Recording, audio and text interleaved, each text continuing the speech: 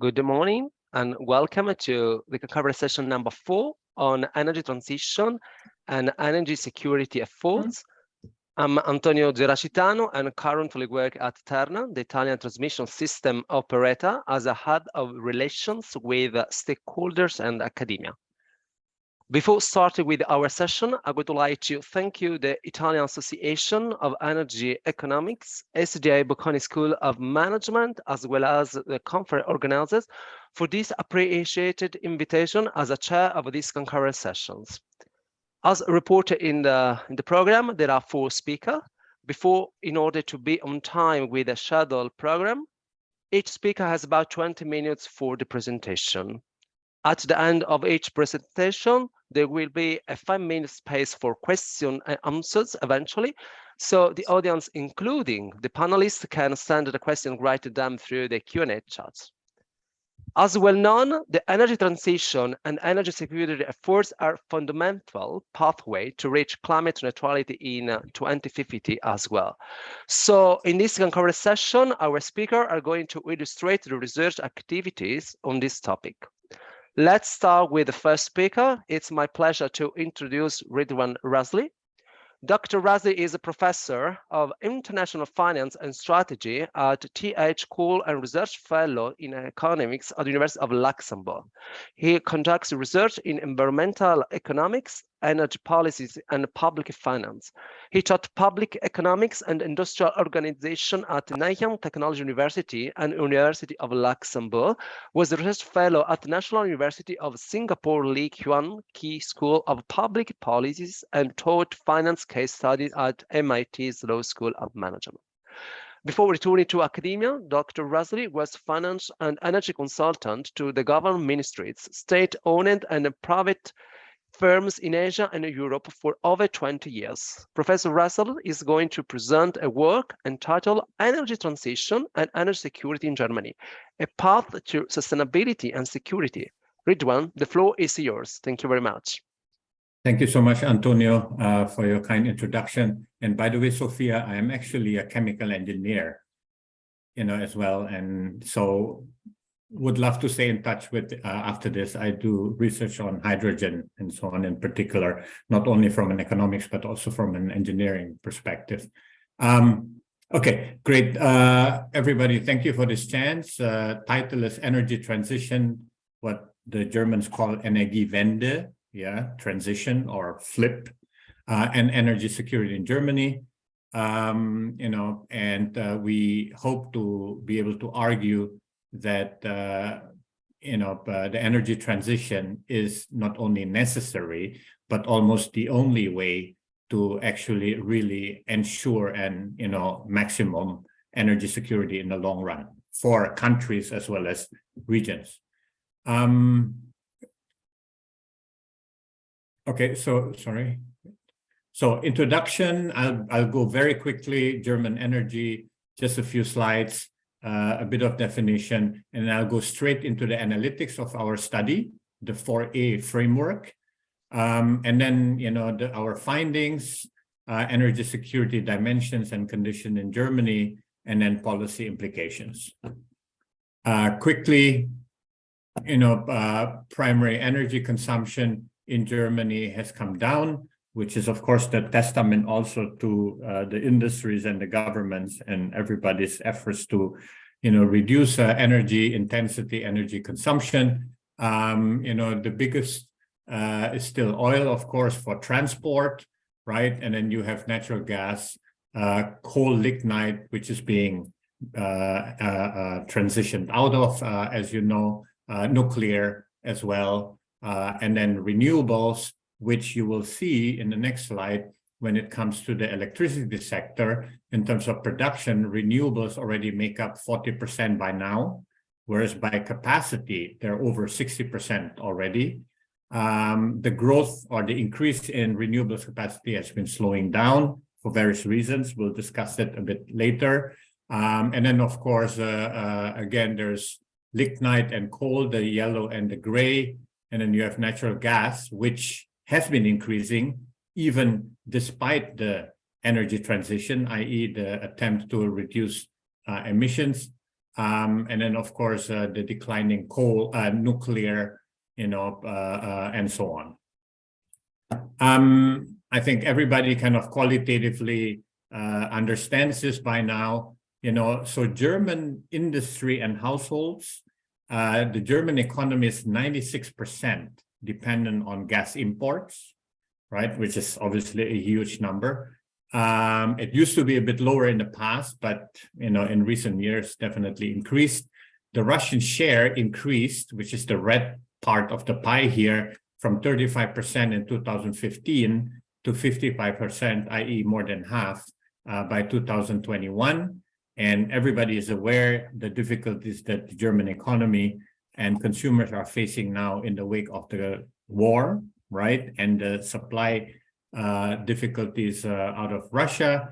Consumption has been growing and is expected now to continue growing, will be tapering down a bit maybe due to energy saving efforts, but it'll really depend on the success of the government in terms of balancing some of the consumer subsidies and price caps. Now, as you've heard, right, electricity and gas in particular, on the one hand, and on the other hand, or while continuing to incentivize energy saving behavior.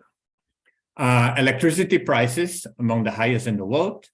I have in the appendix also fuel prices used to be among the highest in the world, but this year, because of the tax reduction for fuel, Germany is now middle of the pack. But in terms of electricity prices, have always been among the highest in the world, and partly it's because of the renewable feed-in tariffs that were introduced around 20 plus years ago, which have, on the one hand, put a burden a little bit more on the households, as we'll discuss some more, but on the other hand, of course, has helped support and subsidize, if you want to call it, the renewable sector, technology R&Ds, as well as capacity expansion. Now, what is the goal and the question of our research here is about understanding the evolution or the progression of the Germany's energy security condition, in the wake of the country's Energiewende, energy transition, to try and understand the key drivers of these changes. And of course, ultimately to derive, some policy strategies that would help continue improving or actually reversing some of the worsening energy security dimensions. Okay, the approach, of course, we'll talk a little bit about energy security definitions and so on, but we won't belabor this. We'll focus the presentation on explaining the set of indicators and measures that we use, how they relate to each other. We apply them to the German energy sector statistics, and then we identify the key drivers of change in the energy security aspects of the country over time, especially since 2000. And then we derive policy strategies. Okay. Now, literature, I won't go through this too long. We are using the 4A framework. I'll explain in a minute. It has been used and published with or on quite extensively. My co-author, Yung Ho Chang at the Singapore University of Social Sciences, as well as Jackson Tay at Nanyang Technological University, both in Singapore. They have actually worked on quite a number of these studies on Southeast Asian and Asian, as well as Central Asian economies or energy sectors, and we're applying that framework to Germany, right? Of course, there is an almost infinite list of German energy transition kind of papers, books, discussions. A long list of literature on German energy security, right? And related to that, of course, about the Russian gas dependency and diversification recommendations, so to speak, or arguments. Naturally, especially from the perspective of affordability, and the need for industry or households to adapt, the exit from coal and nuclear is a subject of quite a number of studies. I only pick a few here, and especially from the Energy Institute at the University of Cologne, which is quite an extensive study here for anyone who wishes to understand better how German industry and households are going to be affected by the exit from coal, for example, right? Energy prices, which is, of course, a very important question, given that, as we mentioned before, electricity prices have been very high because not only taxpayers, but also consumers have been helping subsidize the energy transition over the last 20 years, which means they have had to pay higher prices. And then, very importantly, of course, the long list of papers and books on European interdependence, interconnection, and then collaboration, as well as with, naturally, some of the Scandinavian neighbors, where a lot of investment is being, both has been implemented and being planned. So we're talking about the 4A approach to energy security. So there are 4 dimensions, okay? Availability, applicability, acceptability, and affordability. When it comes to availability, it's about the availability of fuels and energy resources, right? Whether they're fossil fuels or nuclear feedstocks, whether they're renewable energy, how much sun, in a year, in a day, depending on the season. Of course, if you're in Saudi Arabia or Africa, you have more of that. If you're in Europe, depends on the weather conditions and the seasonalities, biological resource potential, and very importantly, of course, is access and relative market or bargaining powers with regards to import sources and suppliers. If you're lacking certain resources or reserves, you need to import. If you don't have access, or if your import is jeopardized, the availability goes down.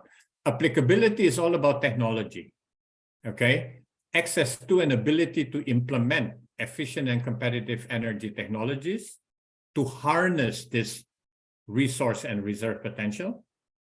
Acceptability is about the public perception. How supportive are they, okay, of the energy transition, so to speak, right? And the energy security improving measures. And then last but at least as importantly, affordability in terms of cost to households and industry.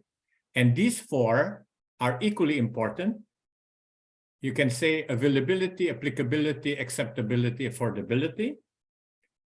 Availability, there will be no energy delivery without sufficient reserves, resources, and import potential or security at that.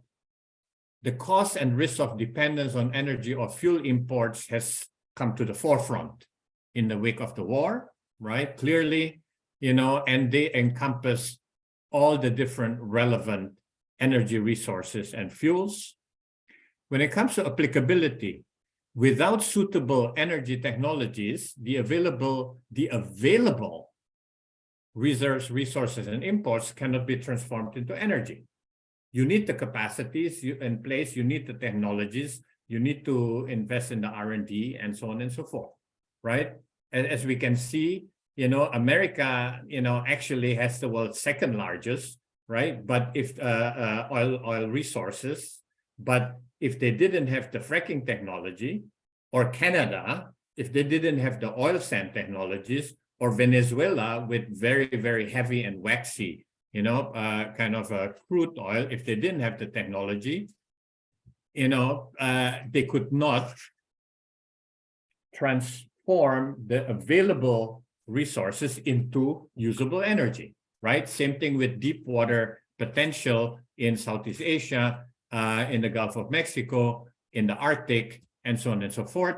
Sophia's CCUS, of course, is a technology that will be absolutely critical, actually already in the short and medium term, but needs to, become, let's say, the costs need to be reduced on an ongoing basis, and very naturally energy storage technologies, which are absolutely critical, right? As we know with, for example, driving range of EVs, it's all about, efficiency and cost of energy storage technologies and so on. Acceptability, if the society rejects the use of available reserves for coal, like in Germany, or nuclear, and even if you have the know-how, you cannot utilize and install the capacity because people are going to reject or protest. Yeah, so acceptability is equally important. And then last but not least, as mentioned, ultimately the households and the industry have to be able to pay the prices. So therefore, as mentioned, there are 4 dimensions. Availability, we start each, we divide into 7 variables. Now, of course, there can always be discussions. In our base case, we give equal weight to each, but then we do robustness checks where we increase or reduce the weighting of some, right? So that's kind of like we discussed it in the paper. And why are there 7? There could also be 5. There could also be 10. But we felt 7 is kind of like a good combination of breadth and depth, right? And for example, in terms of availability, endowment, capacities, and import volumes. So endowment, access to import volumes versus import dependency is something that we put into availability, include in availability. So there are indexes, there's descriptions, units of the data that we use, of the measures that we use, and then very importantly, what increases the availability indicator, right? For example, share of imports is always something that ideally we would like to lower, because for energy security, it's better if you have it yourself. But then you may not have it, so you are still dependent on import. So your share of oil, gas imports, electricity imports aims to be lower. But then at the same time, the total oil imports, the total gas imports, you need them to be higher because otherwise it's not available. And that's exactly the balancing act here for a country. Like, for example, Japan and Korea face similar issues, very few domestic endowments, and so there's an aim lower, reserve of production over coal is high, should be higher, and so on. When it comes to applicability, I'm just checking the time. There are 7 indicators: energy intensity, capacity utilization, and R&D spending. Okay, I will come back to this. Acceptability is about emissions, all of which should be lower, and then share of renewables, which should be higher, and that's kind of the most important one. And share nuclear should be lower. And then when it comes to affordability, prices should be lower, consumption should be higher, which basically represents affordability, and very importantly, household energy expenditure divided or as a share of total private consumption expenditure, which should, of course, aim to be lower. The data is normalized. So we are using normalized indicators or indices, which ultimately will show when they go up, then it's better for energy security. But we distinguish between indicators or measures that where higher is better. On the other hand, where lower is better.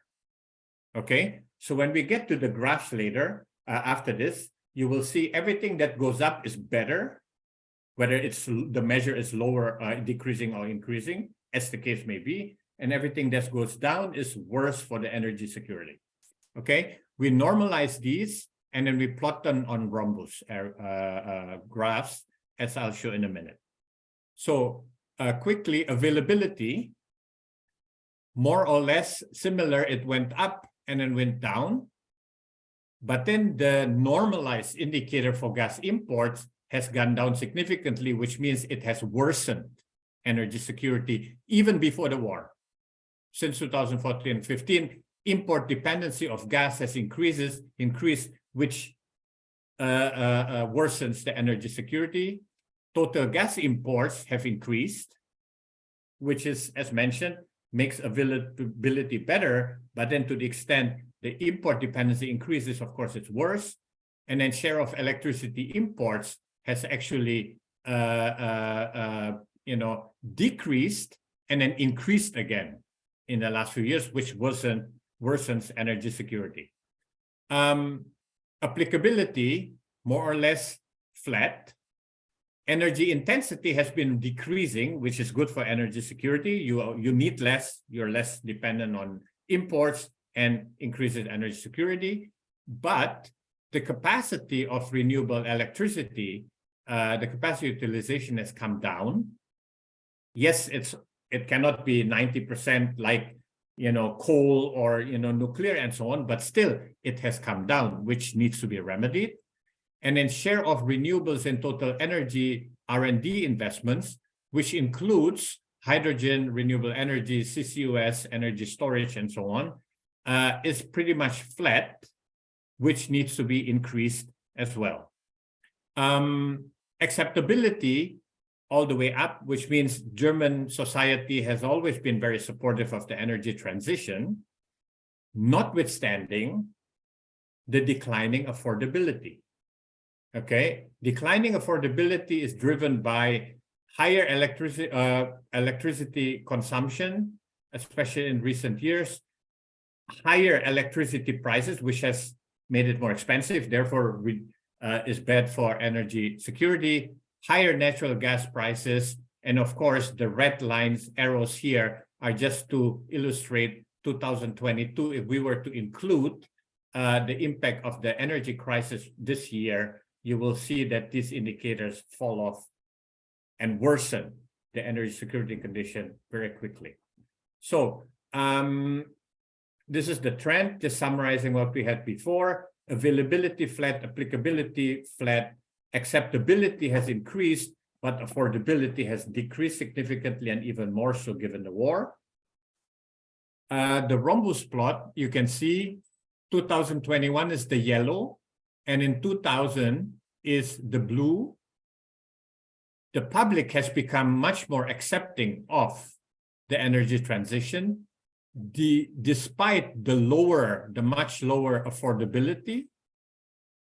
And then, as mentioned, in terms of from blue to yellow, availability didn't change much, applicability didn't change much, although we would argue that applicability should be increasing faster with much more R&D in energy transition, energy storage technologies, and so on. The rhombus area reflects the overall energy security condition, and we can see between 2021, it did increase, although in 2015 it was 84, whereas in 2020 it peaked at 90 with a lower imbalance, which is just a reverse. So the energy security has increased between 2021. However, it peaked at 2000 between 2015 and 2020, and has decreased even to 21. And especially in 2022, of course, it'll come down significantly because of the much higher prices. But as mentioned, all at the cost of affordability. And we did quite a number of robustness checks, which we discuss in the paper. And then lastly, policy implications, short-term solution, maintain nuclear until we would argue end of the war, diversify natural gas import sources while coupling this with CCUS, clearly, structural transformation. What Germany needs to do is accelerate and debureaucratize solar and wind power capacity development. This has been slowing down in the last few years because of public resistance on site or near the sites of new projects. Focus R&D on energy storage technologies, hydrogen, green refinery steel chemicals. I'm working on a study right now in Asia on green refineries and green steel and green chemicals. Smart subsidies and regulation, CCUS, hydrogen, decentralized energy systems, storage and transport technologies, of course, EU-wide collaboration. And our argument is ultimately to try and maximize renewable electricity, or the closer we get to maximizing renewable electricity, plus some of these renewable resource and efficient technologies and interconnection technologies, is actually still the best long-term guarantee of energy security. Thank you. Thank you very much, Ridwan, for your presentation. We have just appreciated your studies. So did Germany anticipate the risk of its increased dependence of Russian pipeline gas imports over the last decades? Thank you, Antonio. As a matter of fact, I would say in some parts of the public domain, and especially among the energy economists and political scientists, there is definitely awareness of this increasing dependency. But one interesting argument that Bufoli in his paper in 2019 actually argued about, and I've actually seen very similar study in Japan after Fukushima, right? That was written by Vivaldo, who is now in Australia, I think, right? Is that it's the institution that matters whether they react to these fears or not. In Germany, the problem was that the energy sector policy is only made by or managed by a department within the industry, the Ministry of Industry. So the industrial lobby is so much stronger. The industry is focused on exporting goods and technologies to Russia. And the industry was very adamant about getting the cheapest possible gas import source, which is from Russia. And therefore, any argument for stemming or slowing down the decrease in energy security or any energy security fears were kind of inferior or kind of lost out in terms of arguments to the industrial lobby. It's actually somewhat similar in a different way with the nuclear lobby and industry and the power sector industry in Japan. After Fukushima, instead of phasing out of nuclear, basically everybody, also out of necessity, because nuclear is the cheapest and bearing the waste, of course, the radioactive waste is of course still the most secure power source. They didn't want to change that, so they continued, stayed on course with nuclear, while it was Germany that reacted after Fukushima, right? So the answer is yes, they anticipated, but the institutions were not strong enough to really put in measures to stem this decreasing energy security consideration. Thank you very much, Ridwan, for your answer. Let's continue with the second speaker. Sophia Bufoli is a student of the master's degree in energy engineering at Sapienza, University of Rome. She's going to present a work entitled CO2 Capture and Segregation Technology. Sophia, the floor is yours. Thank you. Thank you so much. Good morning, everyone. I'm going to present my work on the CO2 capture and segregation technologies. As we all know, the use of fossil fuels for energy generation has always brought most human activities to release large quantities of carbon dioxide into the atmosphere. And as you can see in this figure, there is also called the hockey-stick diagram. You can see how the concentration of carbon dioxide has considerably increased, especially in recent years.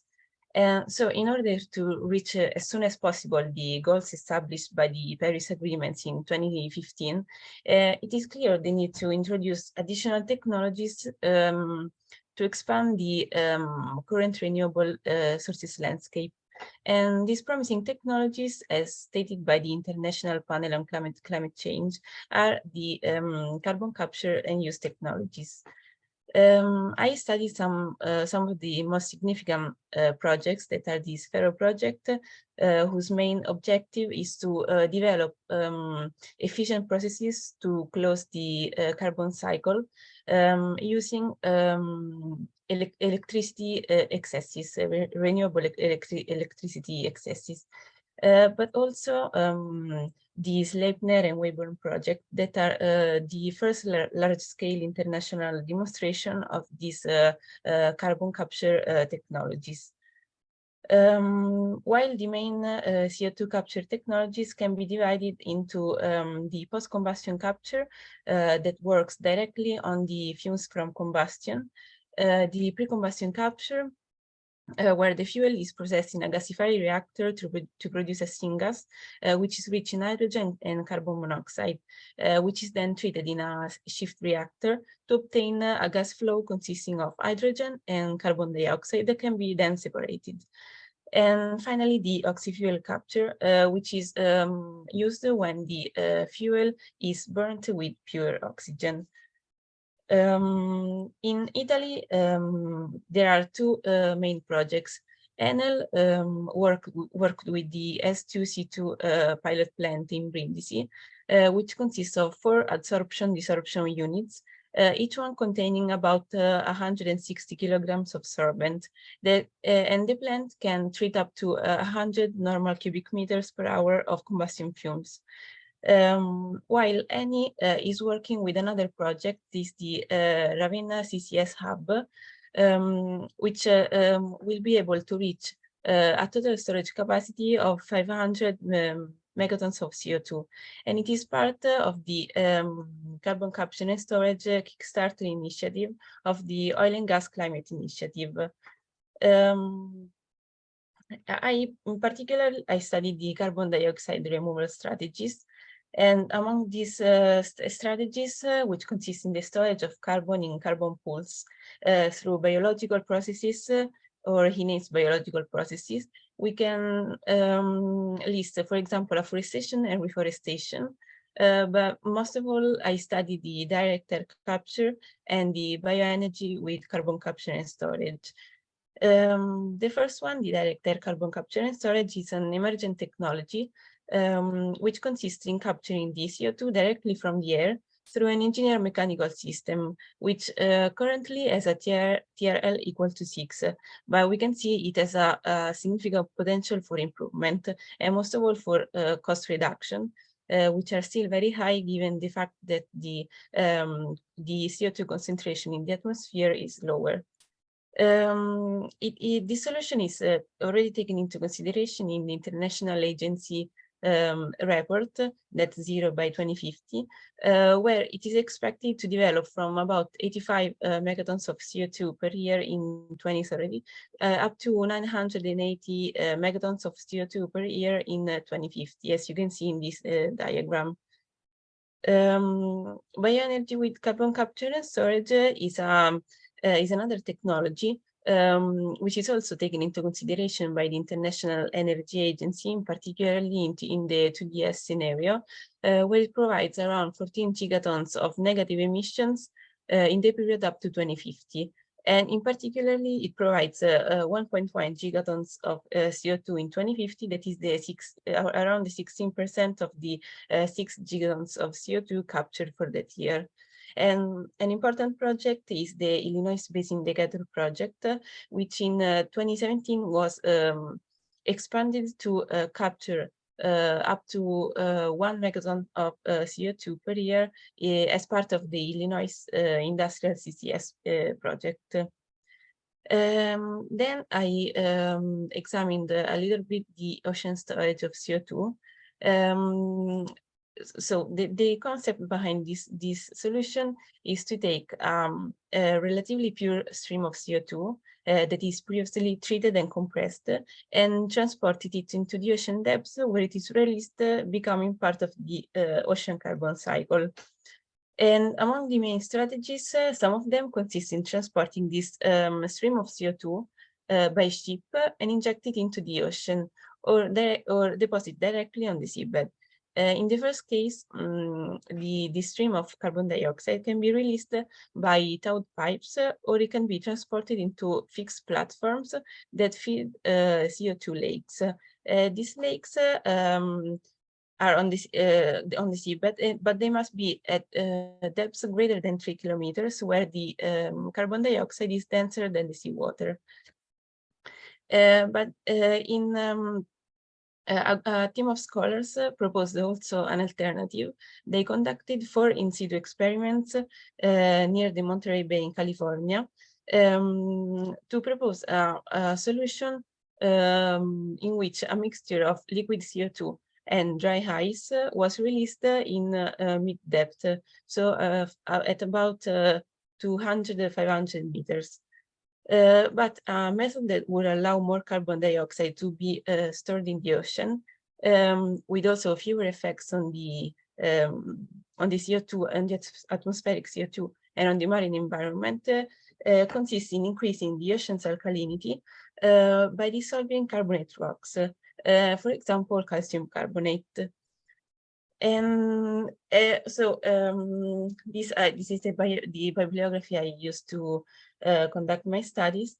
And I will conclude by saying that these technologies are key technologies that we cannot exclude from any of the CO2 reduction scenarios, but they must gain a key role in the energy transition if we want to decarbonize the industry, and most of all, its most energy intensive sectors, also called the hard to abate sectors. But there are obviously still some problems that need to be solved. In fact, in 2019, the MIT Review Technology ranked these technologies as first among the 10 technical challenges in the world. And this is primarily because the cost of the solution are still very high. So we need to to do more studies to increase the acceptability of these technologies. Thank you very much for your presentation, Sophia. Thank you. At the current date, we have already appreciated that it is possible a direct air capture of carbon dioxide. Please, can you explain us the existing direct air capture of the carbon dioxide projects? Yes. In particularly, I studied some already existing plants in Iceland. For example, in 2017, the Swiss company Climeworks developed a small pilot plant called the Arctic Fox that was built near the storage operations of the Carbfix at the Elishady geothermal plant. Carbfix is a project that mimics and accelerates the mineralization of CO2. In 2021 was then launched the first and largest direct air capture plant. It's called the Orca project. It is formed by 8 containers, each one containing 6 collectors, with a capacity of around 500 megatons of tons of CO2 captured per year. And also recently this year, was announced the launch of the second largest direct air capture plant that is called the Mammoth plant, which is designed with a nominal capacity of around 36,000 tons of CO2 captured per year. And these are the main plants that I analyzed. Thank you, Sophia. I think that there is also questions from Ridwan. Ridwan, the floor is yours. You are on mute. I was muted. Yeah. Thank you, Sophia. Very interesting. Thanks. Thank you. Quick question. What is your view and what is the state of technology development right now about finding synergies between CO2 capture and the oil and gas industry? For example, in the oil and gas industry, when it comes to old oil fields, we talk about enhanced oil recovery by injecting CO2 on the one hand, but on the other hand, also to use some of the depleted oil and gas wells, you know, by injecting CO2 and then basically, you know, closing. You know, what are your thoughts there, and what is the current status of development I or think R&D? I think that would be a solution on a large scale basis, because it would be it would help also to increase the availability of the oil and gas wells, and I think there are little less studies because I think the cost may be still very high, but it is a solution that should be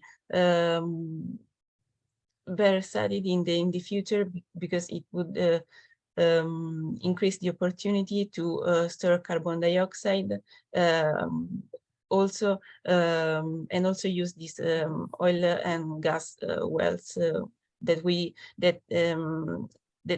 have plenty of them around the world. And maybe it's a way to get the oil and gas industry to be more hands-on in terms of helping us find solutions, and you know, and I mean, given their financial strength to want to say okay, no, thank you so much. Thank you. Thank you very much for the question and your answer, Sophia. I'm so glad to introduce Akira Maeda. Professor Maeda is an economist whose expertise is in energy and environmental economics, financial economics, and macroeconomics policy. Before his appointment at the University of Tokyo, he has taught at Kyoto University and Keio University, and has served as a research fellow, the Economic and Social Research Institute, Cabinet Office, Government of Japan. He also worked with the International Institute for Applied System Analysis, Austria, as a research scholar. His current research interest centers on macroeconomics theory and its application to energy and environmental policies, in particular climate change policies. He holds the author of several papers and books, and served as editorial board members to academic journals, including an associate editor of the Journal of Energy Economics. For the 7th Energy Symposium, is going to present a work entitled Value Mining Resource Information and Search. Akira, the floor is yours. Thank you very much. Okay, thank you very much for your introduction. Thank you very much. It is my pleasure to have this opportunity to take this opportunity to present my work. Well, today's topic is valuing mining resource information search. This work is a little bit abstract and analytical model. So let's get started. Well, is that okay? So let me start with the background. Searching for renewable resources is one of the most important challenges for energy and environmental policies. So it's been a long-standing issue.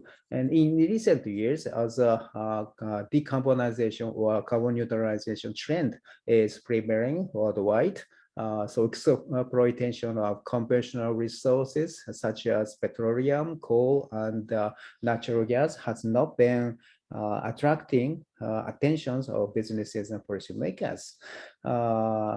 So we want to stop using those renewable those resources.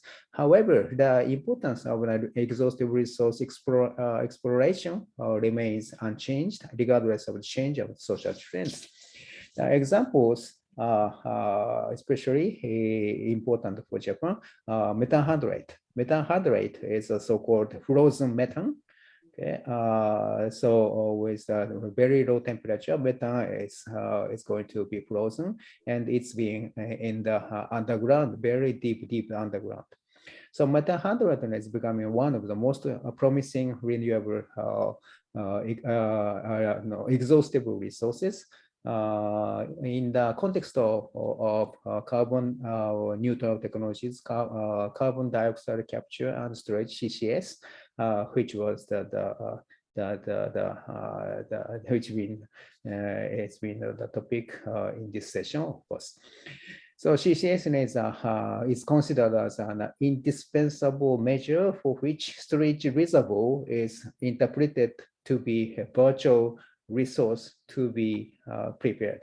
So you need to do the CCS. For example, you need to find some reservoir or storage space. So that's a kind of space that need to be found. Okay, so while technologies of resource exploration have become sophisticated more than ever before, the procedure remains unchanged too. Thanks to the recent technology of sensing, information, and data processing technologies, processes of identification of the resource, as well as determination of its location, are much more efficient and accurate than the time of conventional petroleum and gas. On the other hand, the process of excavation is more physical than informatics, so may have benefited less from recent technology development than the other processes. So what do you mean by that? So there are found many cases where the existence of the resources is determined, but the cost for excavation is uncertain and most likely expected to be high, and thus the development cannot be launched. Example, again, methane hydrate, frozen methane. For Japan, it is scientifically reported that Japan has plenty of methane hydrate reservoir under the sea alongside Japan's island coast. So we have resources there. As is known, Japan has virtually no oil and gas reservoirs on its land, and thus possibility of methane hydrate availability can be an ultimate solution to national energy security. So, we have it, and it greatly contributes to national energy security. However, the biggest problem is a certain uncertain cost. So it can be very high to dig it up. Well, of course, CCS is a similar example. You can find some space under the ground, but you need to get to there. You need to dig the ground to the very deep, and then it should be a very high cost. So there, but it should be it can be very expensive and can be uncertain. Okay, so that's a picture of the methane hydrate excavation. Well, this is the ocean. Under the ocean, you have the ground, the bottom of the ocean, and then you may have some methane hydrate formation place. So maybe you need to reach this place from the surface of the water, and you go down, and then you dig the ground, and then you can reach there. Scientifically, we know that we have reservoir there, but the point is exactly we need to know where it is exactly, and the cost should be high. That's a problem.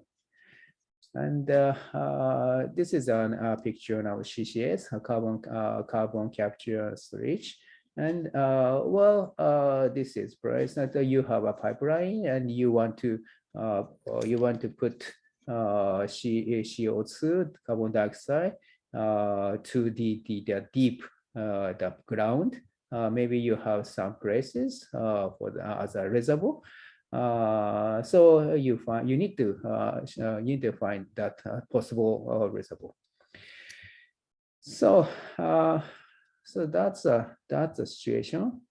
So having said that, I want to talk about the purpose of my study. The purpose of this study is to develop an analytical model of optimal strategy for searching for resources in such a modern context of resource exploitation. Assumption, that's important. We know that the resource is surely there under the ground or under the sea, but due to the uncertainty regarding the exact location and the cost to get to the location, we hesitate to launch the search. Okay. The analysis of the model helps clarify the values of regarding the resource search. In particular, the value of information that can be provided by the state-of-the-art sensing and data processing technologies. So that's the purpose. So for that purpose, I want to make an analytical model, and I want to make it abstract, and I want to make it a generalized situation. To make our mathematical formulation easier, we consider a situation where we drill tunnel in a horizontal direction instead of digging for vertical. Okay, so going back to that situation, we are going to dig vertically, but as a mathematical model, we consider that situation. We go from here to the right. Okay. Assume that the drilling is discrete steps rather than continuous. It can start with the first step of drilling and keep going from left to right, So a number of steps of drilling is finite up to capital N steps. So first step, second step, 3, blah, blah, blah. Then we find the N steps. So which is the end of the tunnel. So it is something like, again, something like that way. So you start, actually, that's the bottom of the ocean, and start drilling from here to go there like that. And this should be the end, okay? So that's the situation. And assume that it is sure that there exists the object of drilling. Let us call it treasure. So we are sure that we will be able to find something which is treasure somewhere. But the question is, we don't know. We don't know the exact place. And then the treasure can be found when we take N step of drilling, but N is unknown until it is actually found. More specifically, while we are sure that we can obtain the treasure sometime, to do so, we need to keep taking steps of drilling until we find it. And we can stop drilling, and we stop drilling once we find the treasure, but we can stop anytime and give up to find it. So assumption. And the value of the treasure is H dollars, okay? And then to take a step of drilling, the cost of C dollars is needed. Doing nothing instead costs nothing. It is assumed that H is greater than C. Discounting regarding time preference is neglected, and total cost to drill to the end, taking the final N step is larger than the treasure's value, that is N times C. N times C means if you start drilling from here to the end, it takes C and N times C. So that's a total possible maximum cost, value of cost. And then you will, and then it is sure that the treasure is there. So the value is H, but we need to we have this inequality. So this final assumption, that one as final assumption is that final assumption of the total cost is a key assumption to this formulation. Because we do not know where the treasure is, we need to keep going away, going anyway. Then there is a possibility that we finally find it at the very end with the maximum cost of NC. So it is possible, which brings us a loss. Considering that possibility, we need to make a decision at every time of steps on whether to keep going or not. So in this regard, the problem is a version of optimal stopping problems. Okay, so the question is, we take a step and then think, shall we keep going or stop? And then we say we take a step again, and then we think, shall we keep going or not? So that's a sequence of decisions. So then sometimes we need to decide, shall we stop here or not? So that's the optimal stopping problem. And assume that the decision maker is risk neutral. Well, this assumption can be changeable, but anyway, the simplest assumption is risk neutral case. And let VNN denote the value of a series of untaken steps to go. It is formulated in the recursive manner as follows. So the value of the series untaken steps to go, or VNN, is max of this part or this part. And this part, we have a same function here. So this is a formulation of the recursive equation, where P has probability, the probability of finding the treasure by taking the n steps at the time of facing n steps. So depending on the place you are standing, the probability of finding the treasure is changing. That's the probability, and then it is formulated like that. So notice that n is that inequality. So that's an equation, and then it is solvable actually. Again, the value of series untaken steps to go is that one, and the following proposition provides a solution for this risk neutral case. Proposition 1: assume that the following inequality, then the solution is the following. Okay. So the value to go is that way, determined this way. The proof is omitted. It is so we need to assume that situation. Otherwise, this can be negative. So this means the situation is very limited. The situation where value of series of untaken steps is positive is very limited, depending on the parameters. An interesting question would be about the valuable information regarding the price of treasure. Assume that there is a state-of-the-art sensing technology that can tell with perfect accuracy where the treasure is in the series of steps. Let VCNN denote the value of a series untaken steps to go when the perfect sensing technology is available. So if you know the exact place by the use of perfect sensing technology, then the situation is slightly different.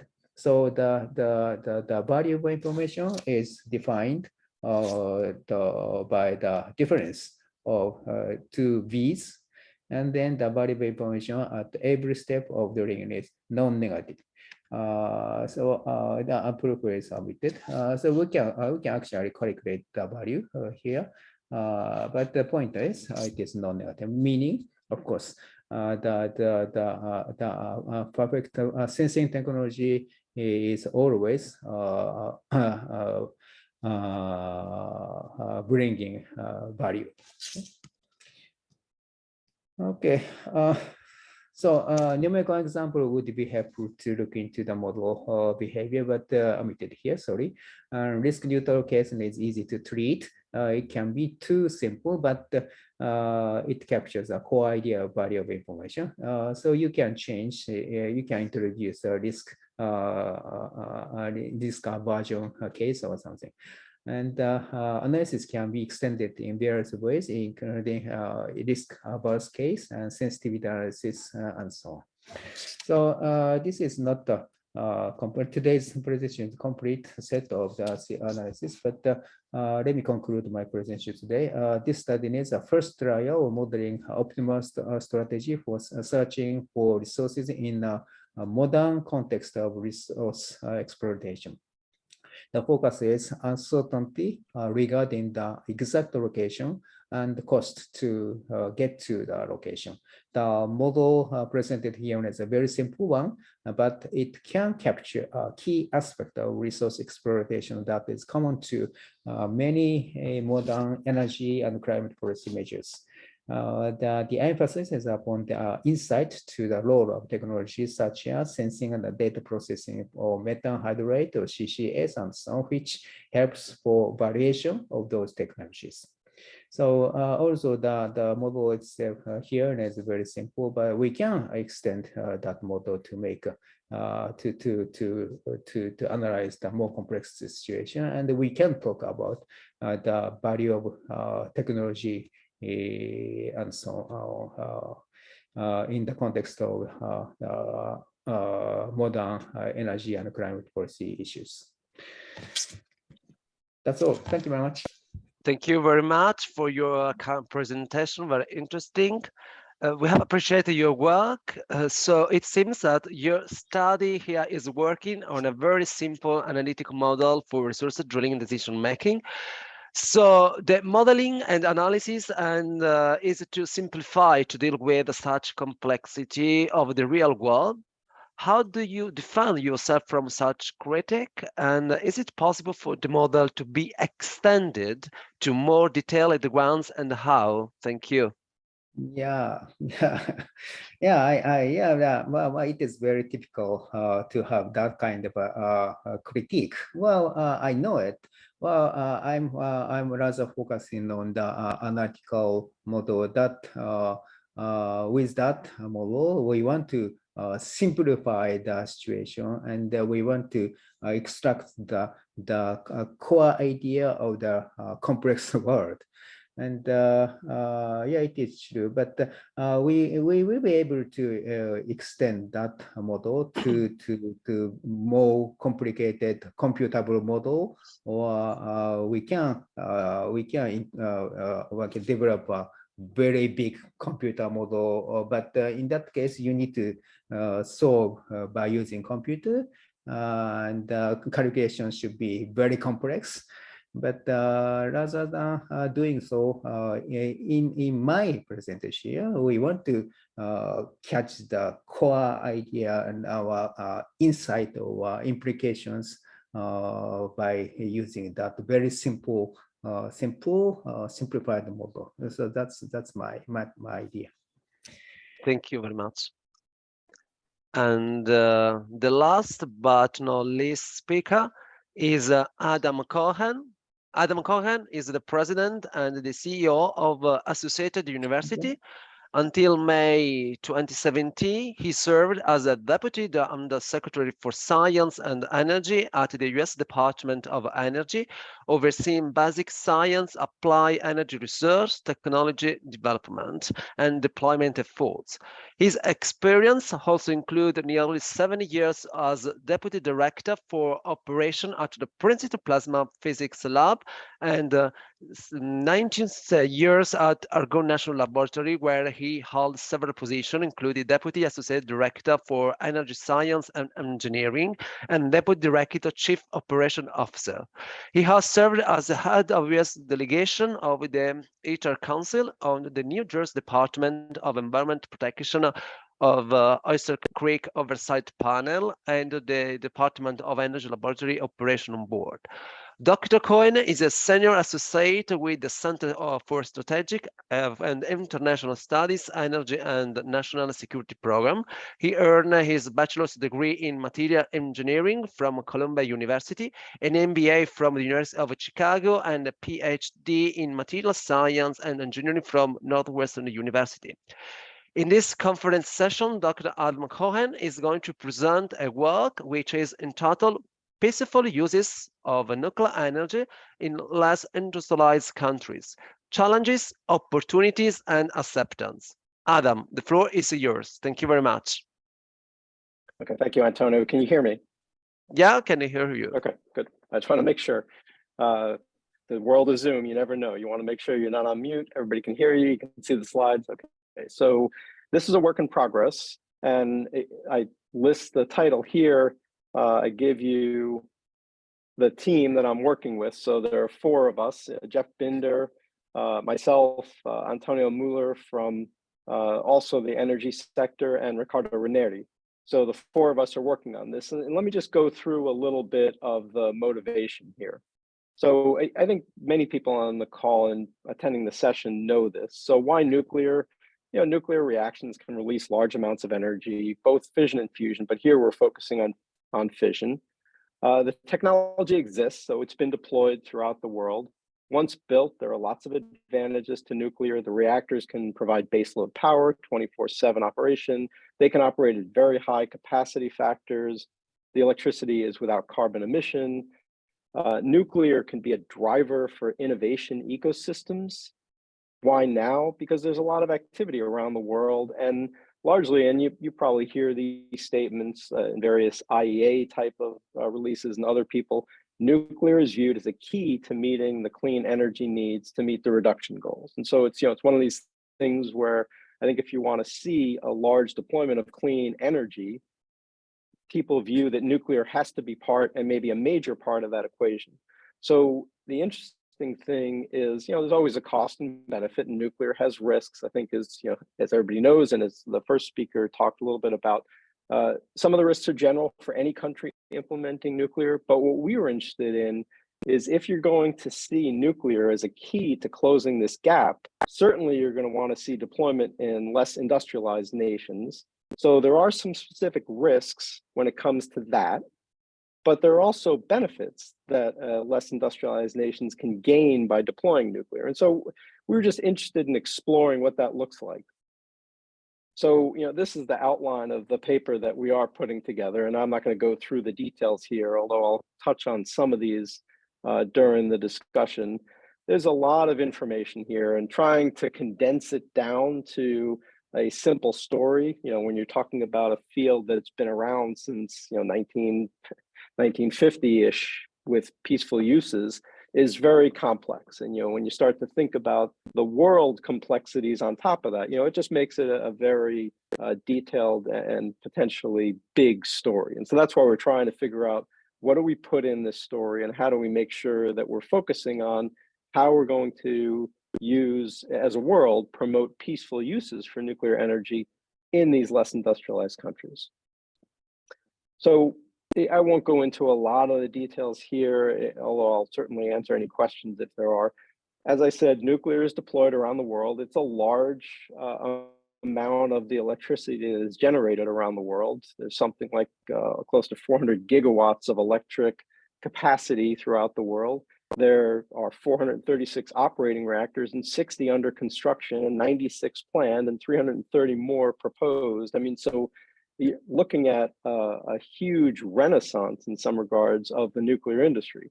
So if the nuclear industry has been around since the 50s, and it's, you know, 70 or so years on, and now we're looking at the next however many decades, we're going to add an equivalent amount of capacity over the very short period of time, and then that could accelerate. So that's sort of what we're seeing in general. Certainly there have been commercial reactors that have been shut down. There are research reactors that operate and shut down. So I mean, it's an operating environment, and they do operate in 53 countries, and 11 additional countries have nuclear under construction. So that's the landscape.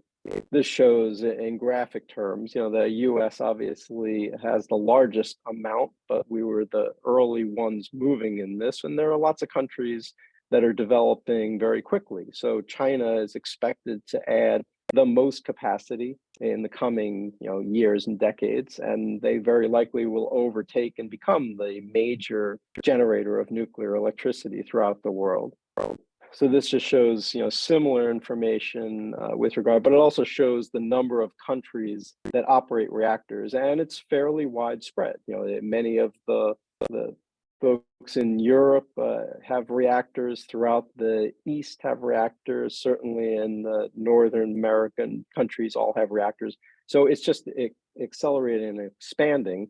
And there are some technologies that are going to make that expansion additional. And so that's another thing that we're looking at. So the technologies such as small modular reactors and other reactors that are, quote, inherently safe. And so that's leading to some of this expansion. And on the right, you can see the nuclear reactors under construction. And there are a lot of them. China is dominating, but India is making reactors, Turkey, et cetera. I mean, there's some major investments happening around the world. And the view is that's going to accelerate. So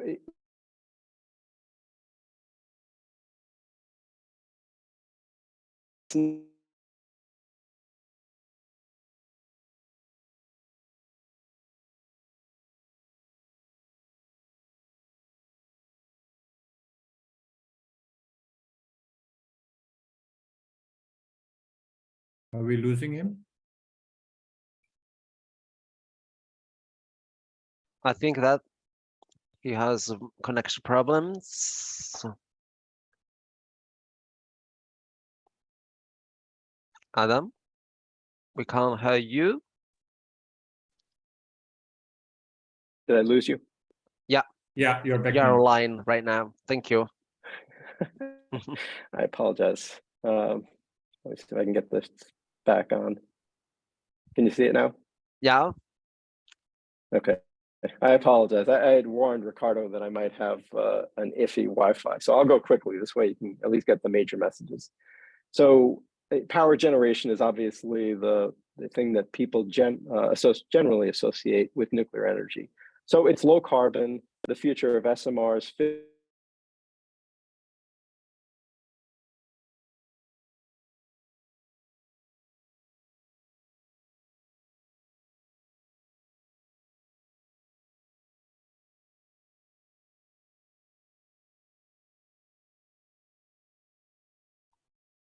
We can't hear you right now. I think that Adam has internet connection problems. Adam, can you hear us?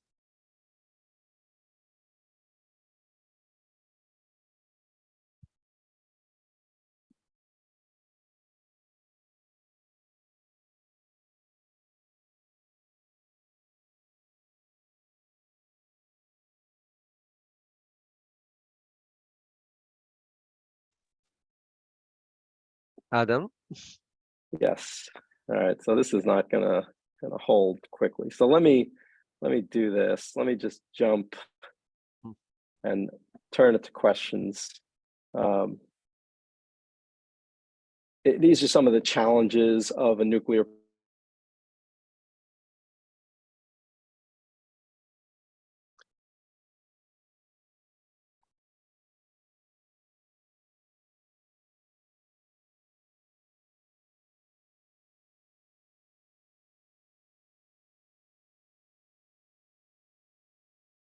The same problem?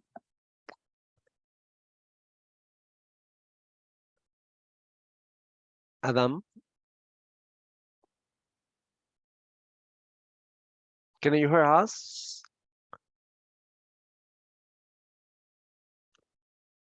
Internet connection, I think, problem. We can't hear you.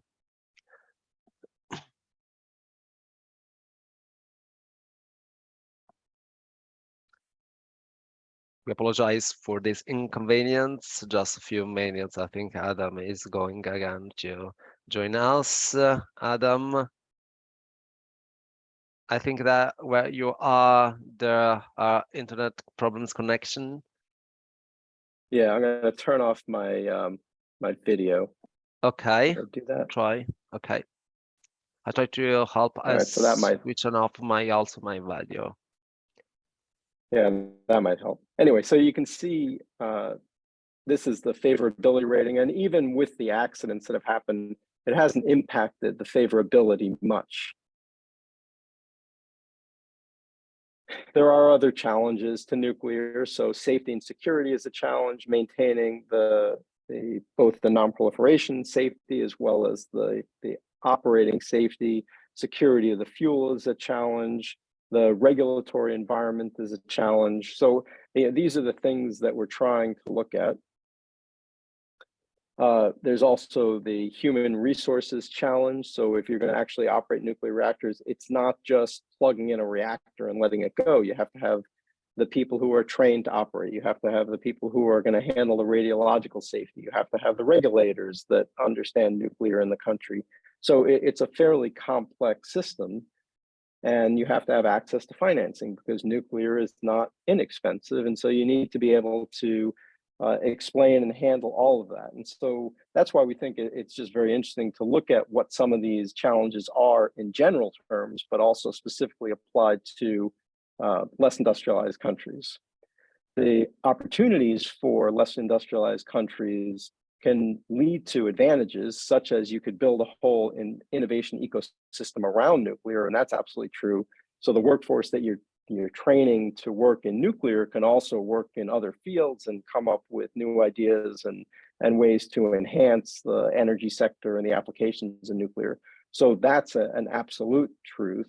But the question is, how do you build upon that and still get the generation of electricity and reduce the emissions and other issues that are resulting from the climate change?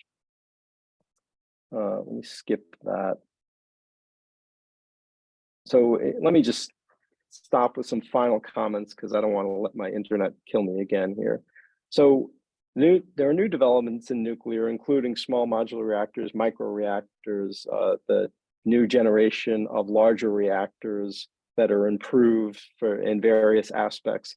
Fusion also is seeing a good amount of innovation. So this is leading to a huge sort of renaissance in the field across the world, which is very exciting, and it opens up opportunities. And so now we just have to think about how can we help some of the other countries enhance those opportunities and mitigate the risks. And I'll also note that the US just recently passed an act which certainly from the US perspective could help enhance international cooperation for nuclear. It's called the International Nuclear Energy Act.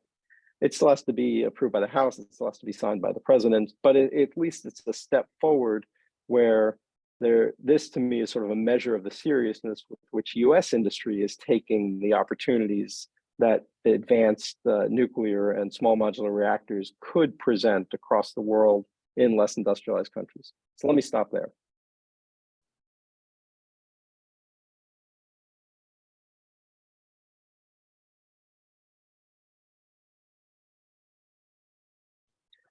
Thank you very much, Adam. Can you hear me? I can hear you.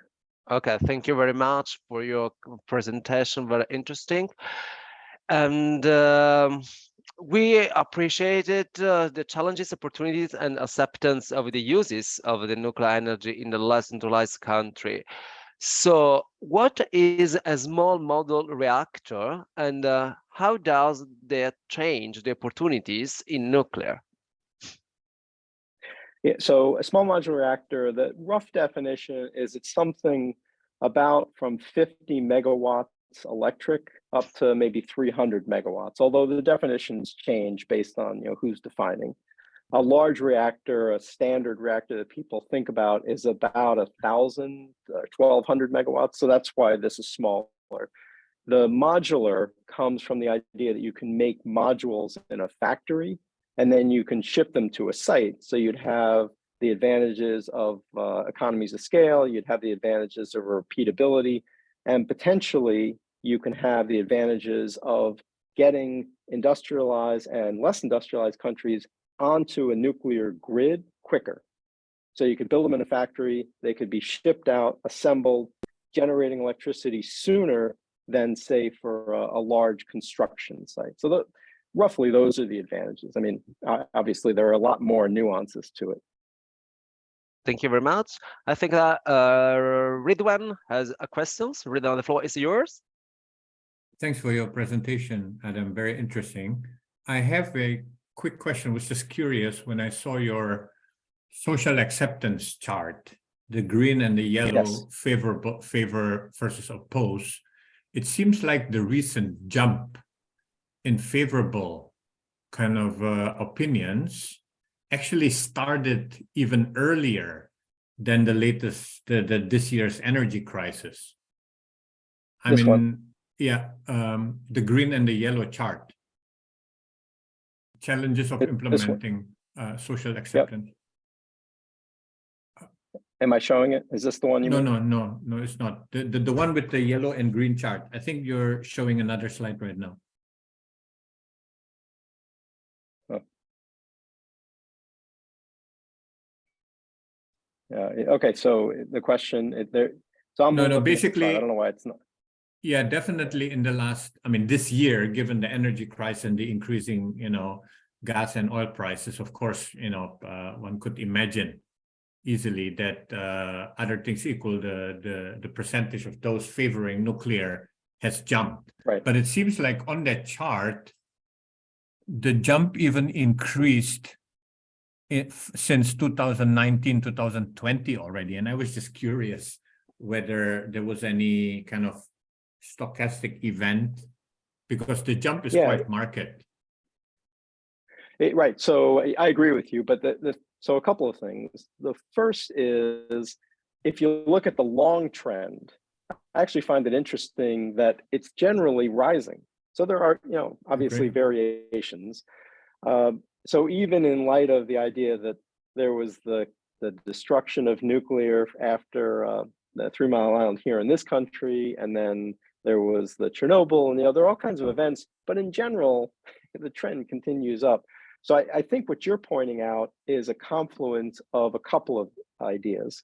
One is there was the pandemic, and that did have sort of an outsized impact on lots of things. So if people sit back and they start thinking about opportunities and what's going to happen with climate change, then there's this large change in from Paris, and then all the implementations of the rest of the meetings. So people start getting serious about how you're going to actually meet those. Now you start to see other impacts like, more recently, the Ukraine invasion. So I think all of those combined have just started to lead people to start looking at this more acceptingly. I think in that same period of time, you saw some of the quote environmental groups really take.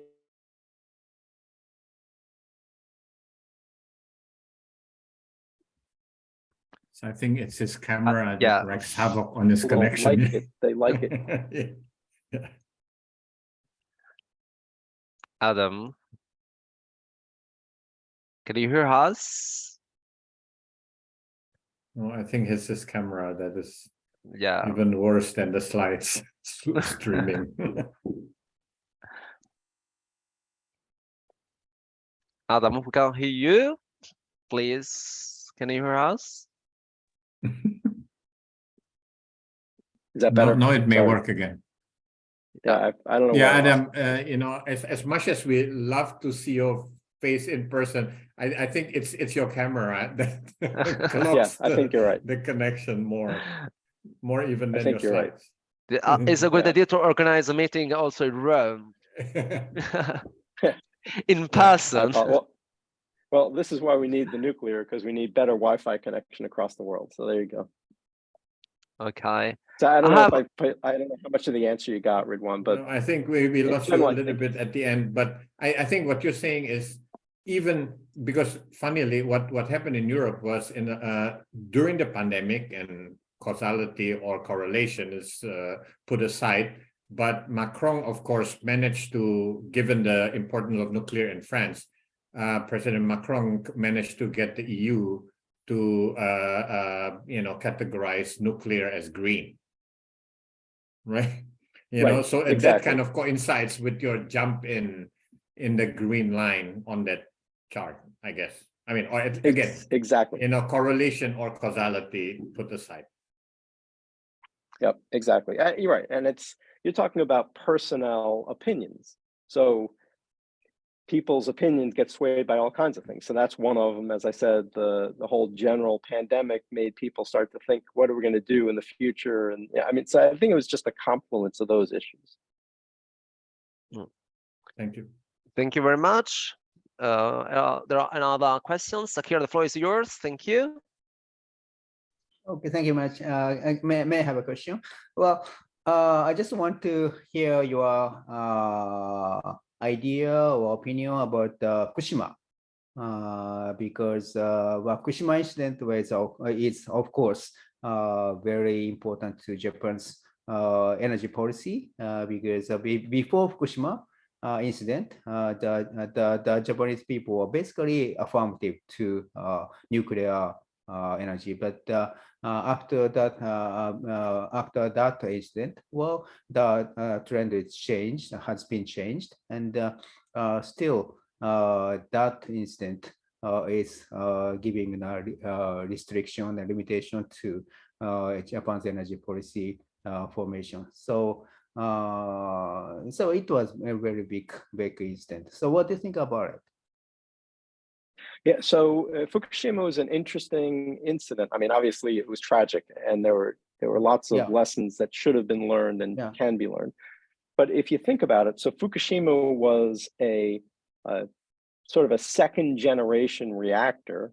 And if you think about the history of nuclear, the idea was to have these early reactors and then continue to build and have a removal of the older generation in favor of the newer generation. But we didn't end up doing that for various reasons, including 3 Mile Island. And so what we ended up doing is having some of these older reactors just continuing to operate. And just like remodeling anything, you can't put all of the latest ideas in an older type of structure. And so I think Fukushima suffered from some of that. So the placement of the fuel pool, the emergency power, et cetera. But had we had more of what we're seeing, hopefully now, where you have more nuclear being built and newer designs and better, then I think you'd end up replacing some of these older, less efficient designs with newer, and that would help. And so that's why I think there's a newer opportunity here to not just generate more from nuclear, but also to truly replace. Yeah, good idea. Thank you. Thank you. Thank you very much. The last questions, as known, a